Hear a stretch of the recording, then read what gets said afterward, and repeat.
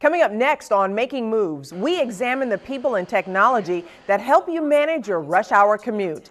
We'll meet Mr. Downtown and tell you why he can't get enough of the Skyway.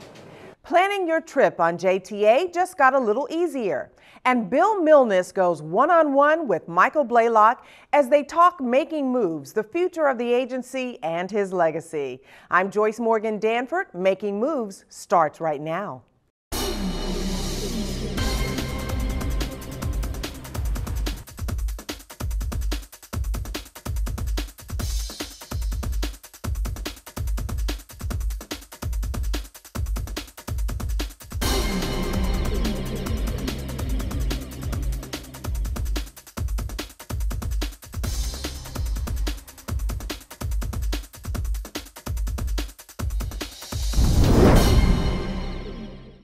Hello, everyone. Welcome to Making Moves alongside JTA Executive Director and CEO Michael Blaylock. I'm Joyce Morgan-Danford. We'll, of course, have more with Michael in just a few moments, but first, our top story. Rush hour commutes and the congestion that come along with it can be one of the worst parts of living in any city, Jacksonville included. Congestion delays here not only cost us thousands of extra dollars each year, it also costs us precious time out of our day while we just sit in traffic. But technology and the people who use it are helping to make sure our commutes are a little less problematic.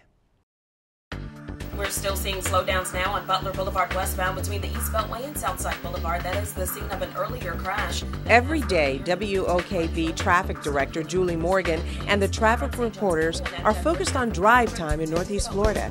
In fact, as more and more vehicles hit the road, radio and television stations continue to elevate their coverage of our highways to make your commute to work and home safer and quicker. And not everyone is always aware of what's happening on the roads. So we're here to tell them, this is happening in one place, whether it's the north side, the south side, the west side, no matter where it is in St. Johns County and Orange Park, we're here to tell them what's happening so they can get around it. Traffic reporters across Jacksonville are able to do their job with the help of technology and the more than 200 cameras that the Florida Department of Transportation has mounted throughout the area. Pete Vega with the FDOT says they have eyes watching all of the major roads all of the time. We look at it from a standpoint of let's find out where the problems are, let's find out methods of getting that information and then distributing it to the motorists so they can have other options. The goal is to keep traffic moving. The DOT cameras are ever so important when it really comes to monitoring what's happening out here on the roads. But when they see a hot spot, that's when the road rangers are called into action. There's never a dull moment. We never get a break. We have an accident just after the Fuller Warren. It's in the right-hand emergency lane at Park Street, so use caution there. We can see and detect the incidents, we can get the message out, but really, at the end of the day, people want the roadway cleared so they can get to where they need to go. And that's where the road rangers become a valuable resource. The goal is to help those in need, but to keep traffic moving. Vegas says they plan to install another 100 cameras in the very near future. And what's more, the cameras aren't just in Duval County. They're also in Clay and Nassau counties, as well as Gainesville and even Orlando. The FDOT and JTA are on the same page when it comes to taking technology already available to improve mobility in the region. When we implement things like bus rapid transit, one of the key elements will be that we're going to have transit signal priority on those corridors. So while those corridors will benefit from the improvements in the signalization timing, that improvement that they make at DOT or the TPO's funding and the city's doing, what that does is it enables us to put in additional enhancements in so that we can give the buses additional green time, for example. It means our buses can travel on that corridor sometimes 10 to 25% faster than they would otherwise without the time signals, without that transit signal priority. So there's a great deal of synergy that we could build off of each of those investments from our partners.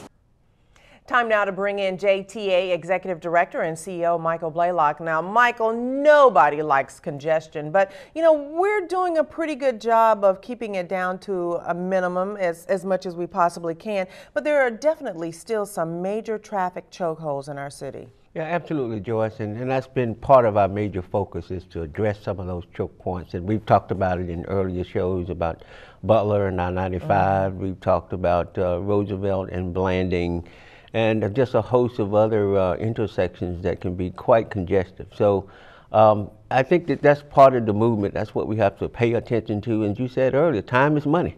It absolutely is. And, you know, we've talked about it on this show. We've talked about it so many times about consolidating. When we're talking about the Florida Department of Transportation, JSO, as far as the traffic is concerned, we're talking about FHP, everything in one central location. Is that still a go? Yeah, that's still doable. The Florida Department of Transportation is taking the lead in terms of looking at how we deal with traffic management going forward. And so it's a matter of bringing all those forces together. You're talking about the variable message boards that you see on the interstate system that's giving you direction when there's an accident or an incident. And that can be quite problematic in a number of cases. You're traveling at 60, 70 miles an hour, all of a sudden there's an accident, and you're talking about delays just unheard of. So I think the move to try to do a better job of consolidating the information, informing the commuters in terms of what options they have during those type of situations will be miles ahead. And you know, it really does make a difference when you're listening to the radio and they're looking at their traffic cameras and then they're telling you where the delays are. I even had that incident going out on I-10 when there was an accident at 301 that was causing traffic to just be delayed. When we can get that information and make a quick decision right then to get off that interstate, it makes a big difference. Well, Joyce, you know, congestion is kind of like an open drain. As long as that drain is open, you can have all the water flowing through that drain. But the minute that sink fills up and backs up, then you get all the overflow. And that's essentially what happens to traffic. So as long as people know what options that they can travel, then you can keep the traffic moving forward. Absolutely. And you know, I was talking to Brad Thoburn about the traffic signal priority, the queue jumping, things like that. Those kinds of things really make it, it makes taking public transportation a little more viable, because get out of the car, get on something that's going to be moving quickly. Well, Joyce, that's been our whole emphasis, is that we're not going to solve the congestion problems just with one solution. So we can add as many lanes as you want to add on these various corridors, the Butlers of the world. But as soon as you add those additional lanes, they're going to be congested just like anything else. So what we try to do is give the motorists options. So you have public transportation that you can opt to. You have the traffic prioritization in terms of signal prioritization as you work through intersections. And so when you hear us talk about queue jumping, that's basically moving into an intersection and being able to jump past the intersection through electronics, holding all the traffic back and allowing the motorists and the public transport vehicles to get through, and emergency vehicles as well, to get through those intersections. So it's a matter of just bringing all that technology that you've talked about together, giving people options and keeping the traffic moving. Enthusiasm for the Skyway remains high, and ridership continues to be strong, with more than 640,000 rides just since February, when the JTA made the service free. And while thousands of folks are being converted into Skyway fans, one man has been singing its praises long before the bandwagon ever began. That man is Tony Allegretti. Making Moves' Eugene Lindsey caught up with him recently to talk about downtown and how he sees the Skyway playing a major role now and into the future. On any given day, if you're downtown, you're likely to find Tony Allegretti. He lives downtown, he works downtown, and he loves it. In fact, he's so passionate about downtown, the Jacksonville Chamber of Commerce named him the director of downtown engagement. There's simply no greater advocate for downtown than Tony. One part of downtown that he's particularly fond of is the Skyway, and he uses it regularly. It takes me to meaningful places. Allegretti wants everyone who lives and works in the downtown business district to simply get on a train and go somewhere. If you're one of the 50,000 people that work downtown, it's really a connector for you too. You know, it can connect to your parking, your barber, your shoe shine. There's at least 90 restaurants within walking distance of a Skyway station. So if you're hungry, it's a great way to travel. Allegretti, the founder of Art Walk and the Riverside Arts Market, is now combining his passion for downtown and the Skyway into a new event. First Saturday. It's a family-friendly day with events planned near many of the JTA Skyway stations. We've got things, all types of free events. We've got free classes from Tai Chi to hot hula, we've got bike tours all over the public art and downtown neighborhoods. You can bring a bike or we can provide one with those tours. We've got food trucks, we got a food truck rally, we've got little cafe spaces along the Riverwalk. Very much like Art Walk is a time to go do your excursions downtown. Community First Saturdays is doing that, and that linkage is provided by JTA with the Skyway Free. With events like Art Walk and First Saturday getting new and more riders on the Skyway than ever before, Allegretti says he envisions a day when the Skyway could one day be expanded as was intended long ago.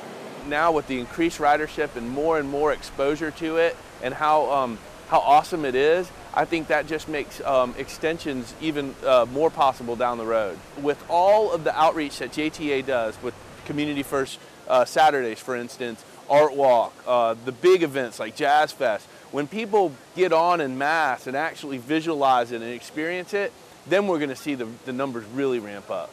In downtown, Eugene Lindsey, JTA, making moves. If you want to read more about Allegretti's experiences on the Skyway, check out his blog at skywayreport.com. And now at each Skyway station, new brochures that guide you to dozens of shops and restaurants within walking distance of the station. Those brochures are also available online at jtafla.com. Back with Mr. Blaylock now. Michael, what a great resource to have with Tony. That's a personal testimony, and that goes a long way. I mean, that is just phenomenal, and his passion. I mean, if you ever been around him, his passion is just phenomenal. And for Jacksonville, that's what we need. For downtown Jacksonville, we need more passionate people to believe in downtown Jacksonville, the revitalization of downtown Jacksonville, and the Skyways are very much a part of that, very much a part of that. Absolutely, and you know, it really helps that it's free. Yeah, it does, but I think it's just absolutely critical to the overall revitalization, and as more businesses and industries come along the alignment of the Skyway, I think you're going to see even more ridership increase. Absolutely. You've been asking for it, and we've been telling you it's coming for months. Well, now, after months of testing and tweaking to make sure everything worked just right, the new JTA Trip Planner is live on the JTA website. We needed a more state-of-the-art application that provides better information, quicker information, more reliable information, but also enhancements in terms of the mapping, the quality of the mapping, the information that's available at your fingertips. So all of these reasons combined, we had to make that upgrade. To access the new trip planner, just click the link under the Plan Your Trip banner on the homepage. Well, still to come on Making Moves, Bill Milnes goes one-on-one with Michael Blaylock on his 30 years at JTA. Keep it right here.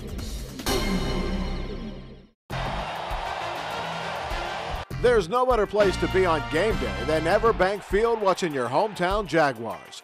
And there's no better way to get to the stadium than on the JTA Stadium Shuttle. Single game tickets start at just $7. Buy your tickets online at jtafla.com, at the JTA Admin Building downtown, or at any JTA Stadium Shuttle lot. The JTA Stadium Shuttle. We've been all in for 18 consecutive years.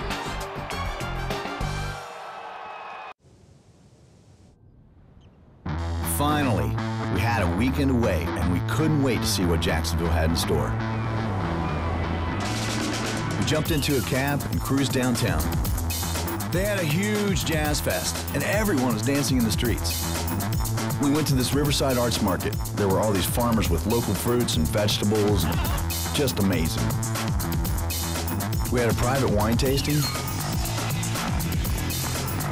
and then we were off to this beer fest, where the locals just took us in and made us feel like one of them. Skyway was a pretty cool way to see the city. We escaped on a water taxi with views that were just spectacular. Then we plunged back into the city for the game of a lifetime. Thing is, we didn't get away from anything. We got away to everything. Have your biggest weekend ever. Visit Jacksonville. That was awesome. there's never been a better time to take a ride on the downtown Riverside Trolley. The trolley is free to ride all September long. Plus, just for riding, you can get great deals at dozens of local stores and restaurants. Just pick up your sticker on the trolley and show it at any of our participating merchants to get a great deal. Whether you're headed to 5 Points or downtown or somewhere in between, the trolley's not only fun, it's free. So come on, join us on the downtown Riverside Trolley. Ride for free, then save a bundle at any of our participating merchants. Find a store listing online at jtafla.com.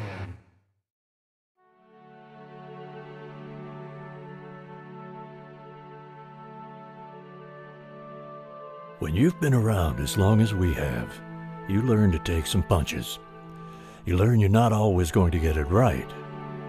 But the most important thing is to remember why you're here and to never quit trying.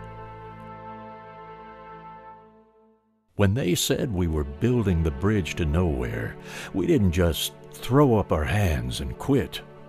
No, we kept going. And when they told us not to build the new road to the beach, that there was nothing out there, we had the vision to see what it could be. You see, sometimes you have to go against the conventional wisdom and trust your gut. It's important to believe in yourself and know that you're doing the right thing even when people don't always share your vision. There are times when our vision has been years ahead of its time. We don't let that stop us either. We keep our eyes focused clearly on the future without ever forgetting the past. We keep planning and moving forward. Nobody has to tell us. We know that people are counting on us to do the right thing.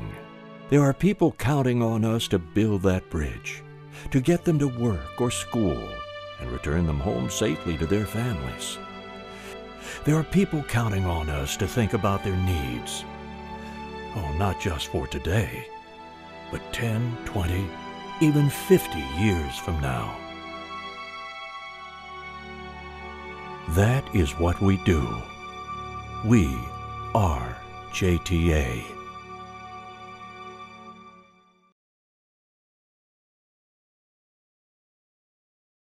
Back in 2008, Michael Blaylock was searching for a new way to communicate the authority's history, services, and vision to the Northeast Florida community. That's when this show was born.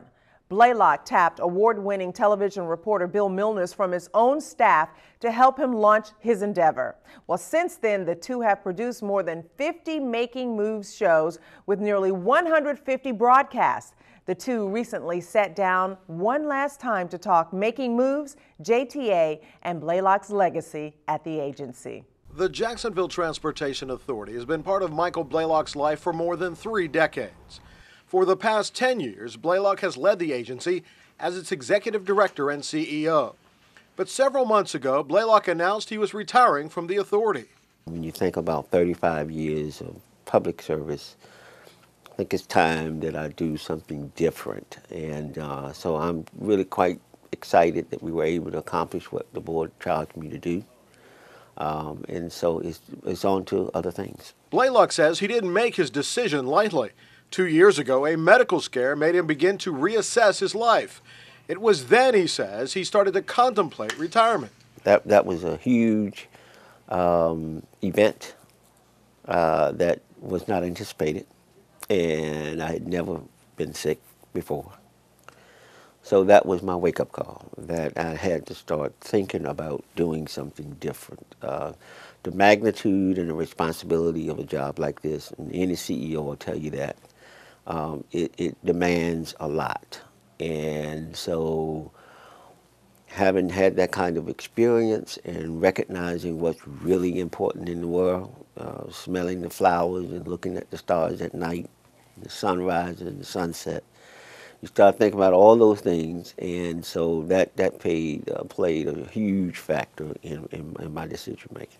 After leading this agency for 10 years, Blaylock said he's proud of any number of accomplishments the authority had during his tenure, but perhaps none more than the success of the Better Jacksonville plan. I was given the charge when I was hired to build complete the Better Jacksonville plan.